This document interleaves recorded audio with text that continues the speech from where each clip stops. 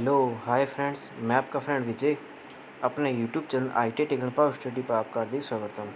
Friends, previous class में हमने inductive reactance capacitive reactance circuit के बारे में पढ़ा था। फ्रेंड्स, आज की क्लास में हम कैपेसिटर का सर्किट में संयोजन और पावर फैक्टर के बारे में पढ़ेंगे। तो फ्रेंड्स, अगर अभी तक आपने हमारे चैनल को सब्सक्राइब नहीं किए तो चैनल को सब्सक्राइब कर लीजिए। अगर आपको वीडियो पसंद आए तो लाइक, शेयर और कमेंट जरूर कीजिए। तो फ्रेंड्स, शुरू करते हैं आज की क्लास।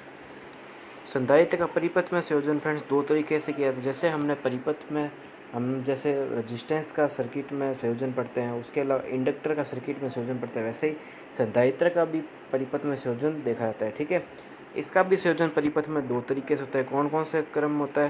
पहला एक तो होता है श्रेणी क्रम और दूसरा क्या होता है? समांतर क्रम। ठीक है, श्रेणी क्रम संयोजन और समांतर क्रम संयोजन होता है। ठीक है, प्रतिरोधों का जो श्रेणी क्रम संयोजन होता है उसका टोटल अगर रजिस्टेंस निकलता है, क्या निकलता है? आर टोटल बराबर क्या होता है?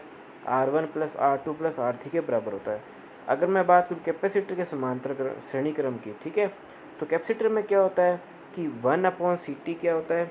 1/CT क्या होता है? 1/C1, 1/C2 और 1/C3 इन तीनों के योग के बराबर होता है। ठीक है, ये फ्रेंड्स किसका सूत्र है? श्रेणी क्रम का। ठीक है, कैपेसिटर में क्या होता है कि जैसे श्रेणी क्रम की अगर मैं बात करूं, ठीक है, कैपेसिटर में अगर श्रेणी क्रम की बात करूं तो टोटल संधारित्र की जो धारिता होती है, यानी कैपेसिटर की जो टोटल धारिता होती है, वो मान हमेशा कम प्राप्त होता है हमारे को। ठीक है, श्रेणी क्रम संयोजन में संधारित्र की जो कुल धारिता होती है वो हमेशा कम प्राप्त होती है। ठीक है फ्रेंड्स, हमेशा कम प्राप्त होती है। ठीक है, अब आगे फ्रेंड्स हम देख लेते हैं नेक्स्ट समांतर क्रम संयोजन की। ठीक है, समांतर क्रम संयोजन क्या होता है कि CT = C1 + C2 + C3। ठीक है, तो समांतर क्रम संयोजन में क्या होता है फ्रेंड्स? संधारित्र की जो टोटल धारिता का मान होता है। ठीक है, समांतर संयोजन में क्या होता है? संधारित्र की जो टोटल धारिता का मान होता है वो हमेशा बढ़ता है। ठीक है, जैसे कैसे बढ़ता है कि CT बराबर क्या होता है? C1 + C2 + C3।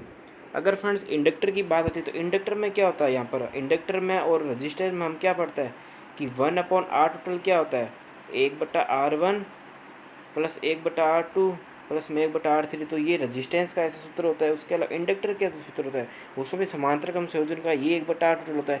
लेकिन जब कैपेसिटर की बात करें तो कैपेसिटर में हमेशा क्या होता है? उल्टा सिस्टम होता है। ठीक है, कैपेसिटर में आपको एक चीज़ ध्यान रखना है, कैपेसिटर में क्या होता है कि समांतर क्रम संयोजन जब करते हैं कैपेसिटर का तो टोटल धारिता जो होती है कैपेसिटर की, यानी कैपेसिटेंस जो होती है टोटल, वो हमेशा बढ़ती है। ठीक है, समांतर संयोजन में क्या होता है? संधारित्र की कुल धारिता का मान हमेशा बढ़ता है। नेक्स्ट फ्रेंड्स, आगे हम देख लेते हैं अब शक्ति गुणा, जो कि इंपॉर्टेंट है। ठीक है, शक्ति गुणा पावर फैक्टर क्या होता है? किसी ऐसी सर्किट में वास्तविक शक्ति जो होती है, ठीक है, किसी ऐसी सर्किट में वास्तविक शक्ति जो होती है और आभासी जो शक्ति होती है, उन दोनों का जो अनुपात होता है। ठीक है, किसी ऐसी परिपथ में वास्तविक शक्ति जो होती है और आभासी जो शक्ति होती है, उन दोनों का अनुपात क्या कहलाती है फ्रेंड? पावर फैक्टर कहलाता है। मैंने फ्रेंड्स आपको स्टार्टिंग में जब बताया था, मैंने आपको उस समय भी पावर फैक्टर के बारे में बताया। पावर फैक्टर की एक परिभाषा हम देखते हैं कि वोल्टेज और करंट के बीच का जो एंगल होता है, वोल्टेज और करंट के बीच का जो फेज एंगल होता है उसको भी हम पावर फैक्टर बोलते हैं। ठीक है, उसके अलावा जो वास्तविक जो शक्ति होती है और आभासी जो शक्ति, उन दोनों का अनुपात भी क्या होता है? पावर फैक्टर होता है। ठीक है, जैसे मैं बात करूँ पावर फैक्टर की, तो पावर फैक्टर क्या होता है? शक्ति गुणांक से प्रदर्शित करता है। ठीक है, तो शक्ति गुणांक क्या होता है? VRMS डॉट में IRMS। ये क्या है? शक्ति गुणांक। जैसे मैं बात करता हूँ पावर की, ठीक है, पावर क्या होता है? P बराबर में VI, VI होता है। तो VI क्या होता है? हमेशा आभासी शक्ति होती है। VI क्या होता है? आभासी शक्ति होती है। अगर हमारे को ऐसी सेकंड वास्तविक शक्ति निकालते, वास्तविक शक्ति कैसे निकलती है? VI cos फाई से निकलती है। ठीक है, क्योंकि ऐसी सर्किट में कोज फाई यानी कि पावर फैक्टर का अस्तित्व होता है। DC सर्किट में पावर फैक्टर का कोई अस्तित्व नहीं होता है। ठीक है, तो इसी को हम क्या बोलते हैं? वास्तविक शक्ति बोलते हैं, यानी कि VI cos फाई क्या होती है? वास्तविक शक्ति होती है। ठीक है, तो शक्ति गुणा कैसे निकलता है? VRMS डॉट में IRMS डॉट में कोज फाई से निकलता है। ये क्या शक्ति होती है? ये होती है वास्तविक शक्ति। ठीक है, इसको हम एक्चुअल पावर भी बोल सकते हैं। ठीक है, और ये जो VRMS डॉट IRMS है, ये क्या है? आभासी शक्ति है। ठीक है फ्रेंड्स, वास्तविक शक्ति और आभासी शक्ति का जो अनुपात होता है वो क्या कहलाता है? पावर फैक्टर कहलाता है। अगर मैं VRMS और IRMS को अगर काट दूँ तो क्या बचता है हमारे पास में? कोज फाई बचता है, यानी कि पावर फैक्टर किसके बराबर होता है? कोज फाई के। यानी किसी सर्किट में वोल्टेज और विद्युत धारा के जो बीच बना जो कोण होता है, यानी कि सर्किट में वोल्टेज यानी कि V और आई के बीच में जो एंगल बनता है, ठीक है, जैसे मैं बात करता हूँ पावर फैक्टर की, तो ये वोल्टेज, ये हमारे एसी सर्किट का क्या होता है, तरंग रूप बनती है, एसी सर्किट की तरंग होती है। तो ये वोल्टेज और करंट के बीच में अगर ये इस तरीके से चलती है, ठीक है, तो इनके बीच में कुछ ना कुछ गैप जरूर होता है, वोल्टेज और करंट के बीच में कुछ ना कुछ गैप होता है। तो इसी गैप को हम क्या बोलते हैं, कोज फाई, यानी कि पावर फैक्टर बोलते हैं, ठीक है फ्रेंड्स। अगर डीसी सर्किट होता है, डीसी सर्किट में पावर फैक्टर का कोई अस्तित्व नहीं होता है, लेकिन एसी सर्किट में पावर फैक्टर का अस्तित्व होता है। तो एसी सर्किट डीसी सर्किट में एक मेन अंतर यही है कि पावर फैक्टर का मेन अंतर होता है, क्योंकि एसी सर्किट में क्या होता है कि तरंग हमेशा क्या होती है, अपनी दिशा बदलती है, पॉजिटिव टू नेगेटिव भी होती है और पॉजिटिव टू जीरो भी होती है। लेकिन जब बात करते हैं डीसी की, तो डीसी की जो मैक्सिमम वैल्यू होती है, यानी कि शिखर वैल्यू हमेशा क्या होता है, हाई होता है, ठीक है। तो किसी सर्किट में वोल्टेज और विद्युत धारा के बीच जो बना एंगल होते हैं, उसी को फ्रेंड्स हम क्या बोलते हैं, शक्ति गुणक कहते हैं। अब नेक्स्ट फ्रेंड्स इसके बारे में और सूत्र देख लेते हैं। इसका सूत्र और क्या हो सकता है, पी एफ बराबर क्या होता है, P F is equal to एक सूत्र इसका और होता है, पी एफ बराबर में क्या होता है, आर बट्टा में जेड, ये भी होता है सूत्र, ठीक है। पी एफ बराबर में आर अपॉन जेड, ये भी सूत्र होता है। आर बट्टा जेड को हम क्या लिखते हैं, कोज फाई भी लिखते हैं, ठीक है। आर बटा जेड को हम क्या लिखते हैं, कोज फाई भी लिखते हैं, ठीक है फ्रेंड्स। आर बटा जेड को हम क्या लिखते हैं, कोज फाई लिखते हैं। यहाँ पर जेड क्या होता है, टोटल इम्पीडेंस होता है सर्किट का। जेड क्या होता है, इम्पीडेंस। फ्रेंड्स मैं आपको इम्पीडेंस के बारे में थोड़ा बताता हूँ कि इम्पीडेंस क्या होता है, ठीक है। जैसे मैंने फ्रेंड्स आपको बताया था कि एक होता है रजिस्टिव सर्किट होता है, एक होता है हमारा कैपेसिटिव सर्किट होता है और एक इंडक्टिव सर्किट होता है। यानी कि एक सर्किट में क्या होता है, रजिस्टर होता है, एक सर्किट में हमारा कैपेसिटर होता है और एक सर्किट में क्या होती है, हमारी कॉइल होती है, ठीक है। लेकिन हम बात करते हैं कि किसी सर्किट में क्या खाली कैपेसिटर होना ज़रूरी है, या खाली इंडक्टर होना ज़रूरी है, या खाली बात करूँ रजिस्टर होना ज़रूरी है। तो फ्रेंड्स हर सर्किट में इंडक्टर कैपेसिटर के अलावा रजिस्टर भी होता है, ठीक है। एक सर्किट की अगर मैं नॉर्मल बात करूँ तो उसमें रजिस्टर, कैपेसिटर और इंडक्टर तीनों चीज़ें होती है। तो उसी को फ्रेंड्स हम टोटल रूप से क्या बोलते हैं, इम्पीडेंस बोलते हैं, ठीक है। उसी को हम क्या बोलते हैं, जेड बोलते हैं। यानी कि जिस सर्किट में आर, एल और सी तीनों चीज़ें होती है, उसी को हम क्या बोलते हैं, इम्पीडेंस सर्किट बोलते हैं, ठीक है फ्रेंड।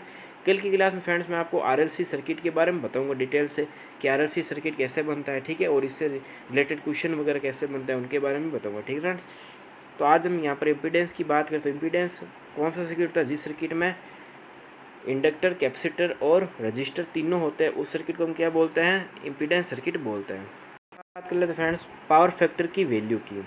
तो पावर फैक्टर की जो मैक्सिमम वैल्यू होती है वो पूछी जाती है फ्रेंड्स एग्जाम में, कि पावर फैक्टर की मैक्सिमम वैल्यू कितनी होती है, इकाई होती है। और मैंने फ्रेंड्स आपको प्रीवियस क्लास में ये भी बताया था कि पावर फैक्टर की, मैंने स्टार्टिंग में जब आपको चैप्टर स्टार्ट किया था एसी सर्किट थ्योरी वाला, मैंने जब चैप्टर स्टार्ट किया था तो उस टाइम मैंने बताया था कि डीसी सर्किट का जो पावर फैक्टर होता है वो क्या होता है, अधिकतम यानी कि इकाई होता है, ठीक है। जिस सर्किट का पावर फैक्टर इकाई होता है, ठीक है, उसकी वैल्यू क्या होता है, शिखर मान बोल सकते हैं उसको, ठीक है। तो जिस सर्किट का मान क्या होता है, इकाई होता है, वो एक तरह से डीसी सर्किट की भांति व्यवहार करता है, ठीक है। तो पीएफ का जो अधिकतम वैल्यू होती है वो कितनी होती है, इकाई बोलते हैं, ठीक है। इसको फ्रेंड्स हम यूनिटी सर्किट भी बोलते हैं, ठीक है। यूनिटी यानी कि, यूनिटी अगर बात करें तो यूनिटी यानी कि एकता, यानी कि एक, ठीक है। इकाई यानी कि एक, यूनिटी भी बोलते हैं, ठीक है। कि पीएफ का अधिकतम मान कितना होता है, एक होता है, ठीक है। और पीएफ की अगर मिनिमम वैल्यू पूछ ले कि पीएफ की मिनिमम वैल्यू कितनी है, तो पीएफ की मिनिमम वैल्यू फ्रेंड्स होती है 0, ठीक है। 0 से कम कभी भी पीएफ की वैल्यू नहीं होती है। पीएफ की वैल्यू हमेशा, पावर फैक्टर की वैल्यू यानी शक्ति गुणों की वैल्यू हमेशा किसके बीच में होती है, 0 से 1 के बीच में होती है, ठीक है फ्रेंड्स। अगर फ्रेंड्स आपको वीडियो पसंद आ रहा हो तो थम्स अप, लाइक जरूर कीजिए वीडियो को, और अधिक से अधिक वीडियो को शेयर कीजिए ताकि हमारे को और अच्छी मोटिवेशन मिल सके, हम और से अधिक प्रयास कर पाए, ठीक है। तो पीएफ की जो फ्रेंड्स अधिकतम वैल्यू होती है वो फ्रेंड्स कितनी होती है, इकाई होती है, ठीक है। और पीएफ का जो फ्रेंड्स होता है उसकी कोई यूनिट नहीं होती, ठीक है फ्रेंड्स। तो ये दोनों क्वेश्चन इंपॉर्टेंट है कि पीएफ की जो मैक्सिमम वैल्यू होती है, पीएफ की जो मैक्सिमम वैल्यू होती है वो कितनी होती है, ठीक है।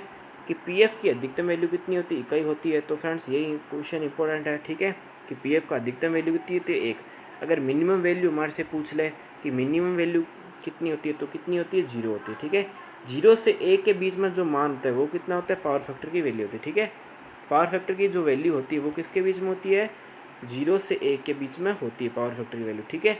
और इकाई मान किस सर्किट का होता है, डीसी सर्किट का इकाई वैल्यू होती है, ठीक है। जो सर्किट डीसी सर्किट है उसमें पीएफ की अधिकतम वैल्यू कितनी होती है, इकाई होती है, ठीक है।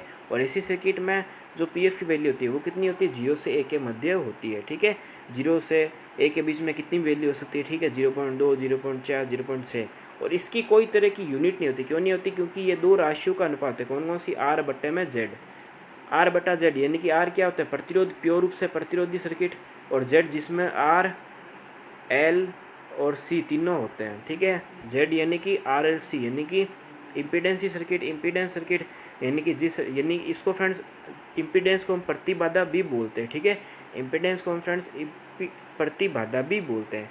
जिस सर्किट में इंडक्टिव रिएक्टेंस, कैपेसिटिव रिएक्टेंस और रेजिस्टेंस तीनों हो, यानी तीनों का मतलब एक तरीके से देखा जाए रेजिस्टेंस ही होता है, ठीक है। कैपेसिटिव रिएक्टेंस में क्या होता है, कैपेसिटर के मार्ग में आने वाली बाधा होती है। इंडक्टिव रिएक्टेंस में क्या होती है कि कोइल जो होती है विद्युत धारा के मान बाधा डालती है, तो वो हर सर्किट के अकॉर्डिंग अलग अलग रेजिस्टेंस की उसकी डेफिनेशन बता रखी है। लेकिन एक्चुअल में रेजिस्टेंस वही चीज़ है कि धारा के मार्ग में बाधा डालना, ठीक है। तो ये क्या होती है, पावर फैक्टर हमेशा दो राशियों का अनुपात है, किसकी, आर और जेड की अनुपात होती है, ठीक है। आर और जेड की हमेशा क्या होती है, ये अनुपात होती है, इसलिए पावर फैक्टर का कोई मात्रक नहीं होता, ठीक है। आर अपॉन जेड का ये क्या होता है, अनुपात है, इसलिए पावर फैक्टर का कोई मात्रक नहीं होता, ठीक है। अब फ्रेंड्स नेक्स्ट हम बात कर लेते हैं आगे इसके बारे में, शक्ति गुणक के प्रकार, ठीक है फ्रेंड्स, ये इंपॉर्टेंट है, शक्ति गुणक के प्रकार। पहले बात कर लेते हैं फ्रेंड्स हम इकाई पावर फैक्टर के बारे में, कि किस सर्किट को यूनिटी पावर फैक्टर बोलते हैं, ठीक है। तो फ्रेंड्स डीसी सर्किट जो होता है उसको यूनिटी पावर फैक्टर बोलते हैं, ठीक है। क्योंकि डीसी सर्किट में पावर फैक्टर की वैल्यू कितनी होती है, इकाई, यानी कि उसको यूनिटी सर्किट भी बोलते हैं, ठीक है। डीसी सर्किट का जो पावर फैक्टर होता है वो कितना होता है, इकाई यानी कि 1 होता है।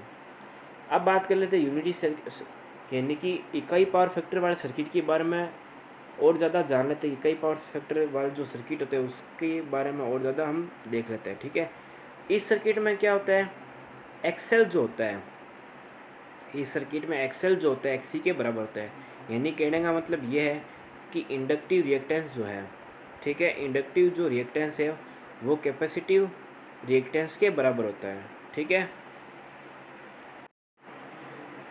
इंडक्टिव रिएक्टेंस जो होता है कैपेसिटिव रिएक्टेंस के बराबर होता है। अगर फ्रेंड्स इसको हिंदी में अगर मैं टर्म न करूँ तो कैपेसिटिव रिएक्टेंस यानी कि संधारित्र प्रतिघात, और इंडक्टिव रिएक्टेंस यानी कि प्रेरकीय प्रतिघात, यानी कि प्रेरकीय प्रतिघात और संधारित्र प्रतिघात की वैल्यू बराबर होती है। यानी जिस सर्किट में प्रेरकीय प्रतिघात और संधारित्र प्रतिघात दोनों की वैल्यू बराबर होती है उस सर्किट की पावर फैक्टर कितनी होगी, हमेशा 1 होगी, ठीक है। जिस सर्किट में एक्सेल बराबर किसके होते हैं, एक्सी के। तो फ्रेंड्स आपको समझ में आ गया होगा कि एक्सेल किसके लिए होता है, एक्सेल होता है कोइल के वाले, कोइल के लिए, और एक्सी किसके लिए होता है, कैपेसिटर वाले के लिए होता है, ठीक है। तो एक्सेल बराबर किसके होता है, एक्सी के, ठीक है। इस सर्किट में फ्रेंड्स क्या होता है, इस सर्किट में वोल्टेज और धारा क्या रहती है फ्रेंड्स, समान रहती है।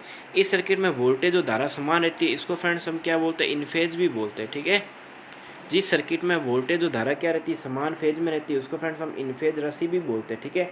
और कुछ राशि होती है जिनमें क्या होता है कि वोल्टेज और धारा क्या रहती है, एक दूसरे पीछे चलती है और आगे चलती है। जिस सर्किट में क्या होती है, धारा वोल्टेज से पीछे चलती है, उसको फ्रेंड्स हम क्या बोलते हैं, लेगिंग सर्किट बोलते हैं। और जिस सर्किट में धारा जो होती है वोल्टेज से आगे चलती है उसको हम क्या बोलते हैं, लीडिंग राशि भी बोलते हैं, ठीक है। अब जो यूनिटी जो सर्किट होती है वो किसकी तरह होता है, डीसी सर्किट की तरह होता है, ये मैंने आपको बताया था। इस सर्किट में क्या होता है, पीएफ बराबर में क्या होता है, आर बटा जेड, यानी कि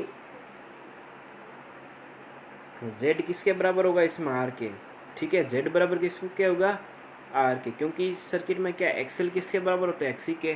तो यहाँ पर ये मैं अगर मैं इसकी वैल्यू जेड की वैल्यू अगर मैं आर मानूँ तो पीएफ की वैल्यू मेरे के पास कितनी हो जाएगी, 1, ठीक है।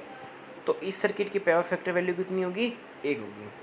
अब नेक्स्ट हम बात कर लेते हैं फ्रेंड्स लीडिंग पावर फैक्टर के बारे में, ठीक है। लीडिंग पावर फैक्टर यानी कि अग्रगामी शक्ति गुणक, इस सर्किट की क्या विशेषता होती है तो देख लेते हैं। इस सर्किट में क्या होता है friends, XC is greater than to XL, यानी कि इस सर्किट में क्या होता है, संधारित्र प्रतिघात जो होता है, ठीक है, कैपेसिटिव जो रिएक्टेंस होता है वो प्रेरकीय प्रतिघात से अधिक होता है। यानी कि जिस सर्किट में संधारित्र जुड़ा होता है उस सर्किट में क्या होता है, पावर फैक्टर हमेशा लीड करता है, ठीक है फ्रेंड्स। तो आपको ये चीज़ ध्यान रखना है कि जिस सर्किट में मैंने आपको संधारित्र वाले में और इंडक्टर के बारे में मैंने आपको बताया था। तो उस सर्किट में मैंने आपको ये चीज़ बताई कि जिस सर्किट में क्या जुड़ा होता है, हमारा कैपेसिटर जुड़ा होता है, उस सर्किट में क्या होती है, धारा वोल्टेज से हमेशा क्या होती है, लीड करती है। और जिस सर्किट में हमारी इंडक्टर यानी कोयल जुड़ी होती है, उस सर्किट में क्या होती है, धारा वोल्टेज से क्या हो जाती है, लेग हो जाती है, यानी धारा वोल्टेज से पिछड़ जाती है। उसको हम क्या बोलते हैं, लेगिंग राशि बोलते हैं। ठीक है। तो अग्रगामी सर्किट में क्या होता है, अग्रगामी शक्ति गुणक में क्या होता है कि एक्सी की वैल्यू जो होती है, ठीक है, एक्सी की वैल्यू क्या होती है, एक्सएल से बड़ी होती है। ठीक है। यानी कि संधारित्र प्रतिघात क्या होता है, प्रेरकीय प्रतिघात से बड़ा होता है। ठीक है। तो इस सर्किट में क्या होता है, धारित्य प्रतिघात यानी कि संधारित्र प्रतिघात जो होता है वो प्रेरकीय प्रतिघात से क्या होता है, अधिक होता है, जिससे धारा क्या होती है, वोल्टेज से आगे निकलती है। इसको हम फ्रेंड्स क्या बोलते हैं, लीडिंग पावर फैक्टर बोलते हैं। यानी जिस सर्किट में क्या होता है, कैपेसिटिव रिएक्टेंस का मान इंडक्टिव रिएक्टेंस से क्या होता है, ज़्यादा होता है, उस सर्किट में क्या होती है, धारा वोल्टेज से क्या करती है, लीड करती है। उसको फ्रेंड्स हम क्या बोलते हैं, लीडिंग पावर फैक्टर भी कहते हैं। ठीक है। तो इस सर्किट के लिए जो विशेषता है वो क्या होती है, तो उसके बारे में आपको ध्यान से देखना है। तो इससे रिलेटेड क्वेश्चन पूछा जा सकता है कि अग्रगामी शक्ति गुणक के लिए आवश्यक शर्त होती है। ठीक है। तो अग्रगामी शक्ति गुणक के लिए आवश्यक शर्त क्या होती है कि एक्सी क्या होना चाहिए, ग्रेटर देन होना चाहिए एक्सएल से। ठीक है। जो कैपेसिटिव रिएक्टेंस की वैल्यू है वो एक्सएल से क्या होनी चाहिए, बड़ी होनी चाहिए। ठीक है। अब नेक्स्ट हम बात कर लेते हैं फ्रेंड्स लेगिंग पावर फैक्टर के बारे में। लेगिंग पावर फैक्टर क्या होता है, इस सर्किट में क्या होता है, उस लीडिंग वाले का क्या होता है, उल्टा होता है। यानी कि इस सर्किट में क्या होता है, एक्सएल जो होता है, इस सर्किट में क्या होता है फ्रेंड्स, एक्सएल जो होता है वो एक्सी से क्या होता है, ग्रेटर देन होता है। उस सर्किट में क्या था कि एक्सी क्या था, बड़ा था, किससे, एक्सएल था। ये फ्रेंड्स ये ग्रेटर देन के चिन्ह के बारे में अगर मैं बताऊंगा आपको। ठीक है। तो जिस तरह मुंह खुला होता है वो राशि क्या होती है, हमेशा बड़ी होती है। ठीक है। यहाँ पर आपको ये जो चिन्ह दिख रहा है, ठीक है, ये ग्रेटर देन का चिन्ह होता है, यानी कि ये जो चीज़ बड़ी होती है। ठीक है। जिस तरफ ये मुंह खुला होता है वो चीज़ हमेशा बड़ी होती है। ठीक है। तो जिस तरफ ये मुंह खुला है वो राशि हमेशा बड़ी होती है। ठीक है। तो एक्सेल की जो राशि है वो किससे बड़ी है, एक्सी से बड़ी है। ठीक है। तो एक्सेल की जो राशि है वो क्या है, इस सर्किट में एक्सी से बड़ी है। तो सबसे पहले बात कर लेते हैं इस क्वेश्चन में क्या इंपॉर्टेंट है, इस सर्किट में क्या इंपॉर्टेंट है कि एक्सेल की जो वैल्यू होती है एक्सी के ग्रेटर देन होगी। एक्सेल की वैल्यू क्या होगी, एक्सी से ग्रेटर देन होगी। या फिर ऐसे पूछ सकते हैं कि एक्सी की वैल्यू जो होती है वो एक्सेल से क्या होती है, स्मॉलर होती है। यानी कि एक्सेल बड़ा होता है इसमें किससे, एक्सी से बड़ा होता है, या फिर एक्सी छोटा होता है एक्सेल से। तो दोनों बात एक ही अगर देखा जाए कि इस सर्किट में क्या होता है, धारित्य प्रतिघात का मान क्या होता है, प्रेरकीय प्रतिघात से क्या होता है, कम होता है। ठीक है। इस सर्किट में क्या होता है, धारित्य प्रतिघात का जो मान होता है वो प्रेरकीय प्रतिघात से क्या होता है, कम होता है। या फिर हम इसको ऐसे भी बोल सकते हैं कि इस सर्किट में क्या होता है, प्रेरकीय प्रतिघात का मान इस सर्किट में क्या होता है कि प्रेरकीय जो प्रतिघात है उसका मान संधारित्य प्रतिघात से ज़्यादा होता है। ठीक है फ्रेंड्स। तो आपको इसमें कंफ्यूज नहीं होना, एक्सी एक्सएल में तो मेरे हिसाब से आपको कंफ्यूज होने की ज़रूरत नहीं है। ठीक है। इस सर्किट में आपको यही ध्यान रखना है कि धारित्य प्रतिघात जो है उसका मान प्रेरकीय प्रतिघात से कम होता है। यानी कि एक्सी की वैल्यू किससे कम होगी, एक्सएल से कम होगी। यानी कि जिस सर्किट में क्या हो, एक्सी कम हो। अगर फ्रेंड्स इसको मैं अगर और अधिक शॉर्ट टर्म में करना चाहूँ तो आप ये सुन सकते हैं कि जिस सर्किट में क्या होगा, एक्सी कम होगा। ठीक है। अगर मैं इसको और अधिक इजी वे में समझाना चाहूँ तो जिस सर्किट में क्या होगी, एक्सी कम होगी। ठीक है। जिस सर्किट में एक्सी की वैल्यू कम होगी उस सर्किट में क्या होगी, पावर फैक्टर हमेशा लेगिंग होगा। तो फ्रेंड्स अब आपको चीज़ समझ में होगी कि जिस सर्किट में क्या होता है, एक्सी की वैल्यू कम होती है उस सर्किट में क्या होता है, पावर फैक्टर हमेशा लेगिंग होता है। ठीक है। या फिर जिस सर्किट में एक्सएल की वैल्यू यानी कि इंडक्टर, इस सर्किट में अगर इंडक्टर की वैल्यू ज़्यादा हो जाए, यानी कि इस सर्किट में अगर क्या हो जाए, एक्सएल यानी कि इंडक्टर की वैल्यू ज़्यादा हो जाए तो पावर फैक्टर क्या हो जाएगा, लेगिंग हो जाएगा। तो फ्रेंड्स उम्मीद है आपको अच्छे से समझ में आएगा। ठीक है। अगर आपको फिर भी अगर कन्फ्यूज़न हो तो आप मुझे कमेंट करके बता सकते हैं। आगे फ्रेंड्स देख लेते हैं। तो उम्मीद है फ्रेंड्स आपको पावर फैक्टर अच्छे समझ में आया होगा।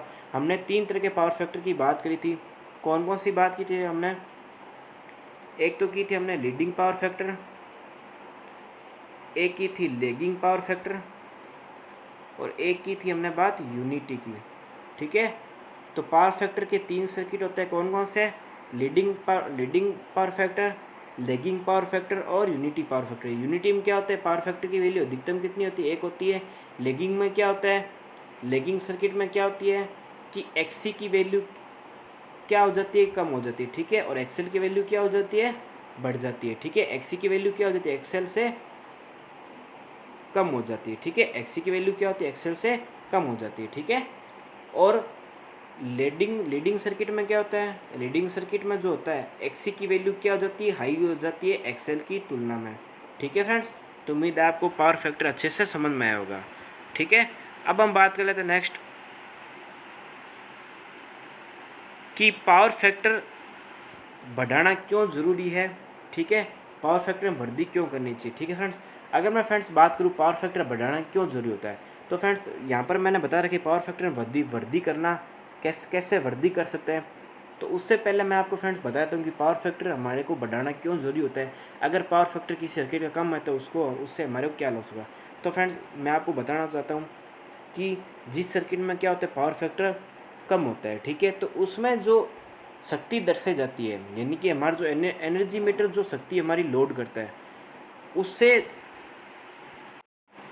एनर्जी मीटर जो शक्ति को लोड करता है, यानी कि जो हमारा एनर्जी मीटर जो नोट करता है, शक्ति मीटर यानी कि हमारा जो एनर्जी मीटर होता है वो हमारी एनर्जी को नोट करता है, तो वो हमारे द्वारा जो एक्चुअल जो यूज की गई है उससे क्या करेगा, कम ही नोट डाउन करेगा। तो इससे क्या होगा, बिजली बोर्ड वालों को नुकसान होगा, ठीक है। तो इसलिए इंडस्ट्रीज़ में क्या किया जाता है कि पावर फैक्टर बढ़ाने के लिए वहाँ पर सिंक्रोनस मोटर का यूज किया जाता है, ठीक है। या फिर हम पैरेलल क्रम में संधारित्र का भी यूज करते हैं, ठीक है। अगर फ्रेंड्स किसी सर्किट का पावर फैक्टर कम होता है तो हमेशा क्या होता है, सर्किट का लोड बढ़ जाता है हमेशा, ठीक है। इससे क्या होता है कि हमारी जो वास्तविक शक्ति खपत होता है, ठीक है, वास्तविक जो शक्ति खपत होता है वो ज़्यादा दिखाने लग जाता है, ठीक है। तो इसलिए फ्रेंड्स हमारे को पावर फैक्टर बढ़ाना ज़रूरी होता है कि हमने जितना यूज किया है, यानी कि मैं बात करूँ एनर्जी मीटर कितना नोट डाउन करेगा, यानी कि मैं बात करूँ अगर मैं सिंपल तौर पर अगर बात करूँ, मैंने मान लो मेरे इंडस्ट्रीज, अगर मैं सिंपल वे में बात हो गया, मेरे मान लो फैक्ट्री है, ठीक है। फैक्ट्री में मेरी 3 मोटर चल रही है, ठीक है। तो 3 मोटर जैसे मेरी फैक्ट्री में चल रही है, ठीक है। तो 3 मोटर जैसे चलिए, अगर मान लो मेरी बिजली खपत मान लो एक दिन में कितनी होती है, 40 यूनिट की बिजली खपत होती है, ठीक है। तो एनर्जी मीटर उसकी जगह 38 यूनिट की बिजली ही दिखा रहा है, ठीक है। तो मैं कितनी कर रहा हूँ, 40 की खपत कर रहा हूँ, लेकिन एनर्जी मीटर मेरी कितनी दिखा रहा है, 38। तो मुझे तो 2 का क्या हो रहा है, बेनिफिट हो रहा है ना। तो इस चक्कर में क्या होगा, बिजली बोर्ड वालों को नुकसान होगा, क्योंकि बिजली बोर्ड वालों की तो एनर्जी ज़्यादा लग रही है। इसलिए फ्रेंड्स इंडस्ट्रीज में पावर फैक्टर बढ़ाना जरूरी होता है। अगर फ्रेंड्स पावर फैक्टर नहीं बढ़ाते तो उन कंपनियों पर क्या होता है, केस होता है, ठीक है। इसलिए इंडस्ट्रीज में पावर फैक्टर बढ़ाना जरूरी होता है।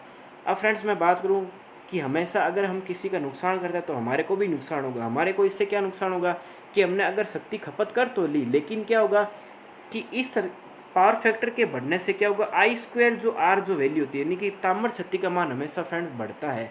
अगर पावर फैक्टर बढ़ता है किसी सर्किट, यानी किसी सर्किट का अगर मैं बात करूँ पावर फैक्टर कम होता है, सॉरी, अगर मैं बात करूँ किसी सर्किट का अगर पावर फैक्टर कम होता है, ठीक है, तो उस सर्किट की क्या होती है, करंट हमेशा बढ़ जाती है, जिससे कॉपर लॉस हमेशा बढ़ता है। यानी कि मोटर क्या होने लग जाएगी, करंट ज़्यादा खपत करने लग जाएगी, मोटर अधिक से अधिक खपत करने लग जाती है करंट की, जिससे क्या होता है मशीन की जो वाइंडिंग होती है वो ख़राब होने की संभावना बढ़ जाती है, ठीक है फ्रेंड्स।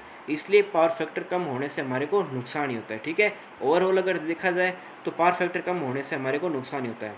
अब फ्रेंड्स नेक्स्ट हम देख लेते हैं कि पावर फैक्टर में वृद्धि कैसे कर सकते हैं। अगर फ्रेंड्स पावर फैक्टर अगर सर्किट का कम हो गया तो उसको वृद्धि कैसे की जाती है उसके बारे में देख लेते हैं, ठीक है। तो अगर किसी सर्किट का अगर पावर फैक्टर कम हो गया है तो उसको बढ़ाने के लिए क्या कर सकते हैं, तो वो हम देख लेते हैं। तो पावर फैक्टर वृद्धि के लिए क्या करना चाहिए, सबसे पहले क्या करना चाहिए, लोड के समांतर क्रम में अगर संधारित्र जोड़ दे तो परिपथ का पावर फैक्टर हमेशा बढ़ता है, ठीक है फ्रेंड्स। तो मैंने आपको संधारित्र में मैंने आपको संयोजन बताया था, एक तो मैं श्रेणी क्रम संयोजन बताया था और एक समांतर क्रम संयोजन बताया था, ठीक है। ये मैंने मान लो ऐसी एक सर्किट है, ठीक है, यहाँ पर मेरे फेज से न्यूट्रल चले सर्किट में, ठीक है। अब मैंने मान लो एक संधारित्र जोड़ दिया समांतर क्रम में, ठीक है, तो मैं टोटल धारिता का मान हमेशा बढ़ेगा। अगर इसकी तुलना में संधारित्र का मान अगर मैं श्रेणी क्रम में जोड़ता हूँ तो टोटल धारिता का मान मेरे कम होते हैं, ठीक है। इसलिए समांतर क्रम में क्या करना चाहिए, कैपेसिटर को जोड़ना चाहिए। जिस सर्किट में संधारित्र समांतर क्रम में जुड़ता है, ठीक है, उसको हम क्या बोलते हैं, उस सर्किट को हम बोलते हैं। तो फ्रेंड जिस सर्किट में हमारा जो कैपेसिटर अगर समांतर क्रम में जुड़ रहा है और पावर फैक्टर सुधारने के लिए यूज किया जाता है तो उस कैपेसिटर को हम फ्रेंड्स क्या बोलते हैं, उस कैपेसिटर को फ्रेंड्स हम बोलते हैं शंट कैपेसिटर, ठीक है। उस कैपेसिटर का यूज़ किस लिए करते हैं हम? पावर फैक्टर सुधारने के लिए, ठीक है। तो शंट कैपेसिटर फ्रेंड्स अगर एग्जाम पूछ ले कि शंट कैपेसिटर का परिपथ में यूज क्यों किया जाता है, तो शंट कैपेसिटर का परिपथ में यूज पावर फैक्टर सुधारने के लिए किया जाता है। और फ्रेंड्स विद्युत वितरण प्रणाली में अगर पूछ ले कि विद्युत वितरण प्रणाली में पावर फैक्टर सुधारने के लिए किसका यूज किया जाता है, तो फ्रेंड्स हम यूज करते हैं तुल्यकालिक मोटर यानी कि सिंक्रोनस मोटर का यूज किया जाता है। ये फ्रेंड्स एक तरह की मोटर होती है जिसके द्वारा हम क्या करते हैं, पावर फैक्टर को बढ़ाते हैं, ठीक है फ्रेंड्स। हमारे फ्रेंड्स इलेक्ट्रिशियन थ्योरी में आपको पता होगा कि तुल्यकालिक मोटर वाला पूरा चैप्टर है, तो फ्रेंड्स इसके बारे में हम आगे नेक्स्ट की क्लास हम करेंगे। तुल्यकालिक मोटर का पूरा एक चैप्टर है, इसके बारे में हम आगे डिटेल से देखेंगे, ठीक है फ्रेंड्स। आगे क्लासों में हम तुल्यकालिक मोटर के बारे में भी पढ़ेंगे, ठीक है। तो विद्युत वितरण प्रणाली जो होती है वहाँ पर भी पावर फैक्टर को सुधारना पड़ता है। वहाँ पर भी अगर पावर फैक्टर को नहीं सुधारे तो क्या होता है कि जो पारेषण लाइन है उनकी शक्ति खपत क्या हो जाती है, बढ़ने लग जाती है, ठीक है। तो जिससे हमारे को तार ज़्यादा मोटे लेने यूज ज़्यादा करने पड़ते हैं, हमारे को मोटे तारों का अधिक यूज करना पड़ता है, ठीक है। तो विद्युत वितरण प्रणाली में पावर फैक्टर सुधारने के लिए हम किसका यूज करते हैं फ्रेंड? तुल्यकालिक मोटर का यूज किया जाता है। अब फ्रेंड्स अब चैप्टर की अब मैं लास्ट टॉपिक की बात कर लेता हूँ आज की क्लास में कि किसी संधारित्र की क्षमता किस में व्यक्त की जाती है। तो फ्रेंड्स ये क्वेश्चन इंपॉर्टेंट है, ये क्वेश्चन कई बार एग्जाम में आ चुका है कि किसी संधारित्र की क्षमता किस में व्यक्त की जाती है, तो वो क्षमता व्यक्त की जाती है kVAR में, ठीक है। तो फ्रेंड्स एग्जाम अगर पूछ ले कि किसी संधारित्र की क्षमता किस में व्यक्त करते हैं, तो करते हैं kVAR में करते हैं, ठीक है। kVAR में किसी संधारित्र की क्षमता को व्यक्त किया जाता है। तो फ्रेंड्स आज की क्लास को यहीं समाप्त करते हैं, मिलते हैं नेक्स्ट वीडियो में फ्रेंड्स हम बात करेंगे RLC सर्किट के बारे में। तो फ्रेंड्स अगर आपको वीडियो पसंद आया हो तो अधिक से अधिक लाइक कीजिए। अगर फ्रेंड्स आपको कोई भी टॉपिक में दिक्कत लगे तो आप मुझे कमेंट करके ज़रूर बताइएगा। तो फ्रेंड्स मिलते हैं नेक्स्ट क्लास में, तब तक के लिए जय हिंद जय भारत।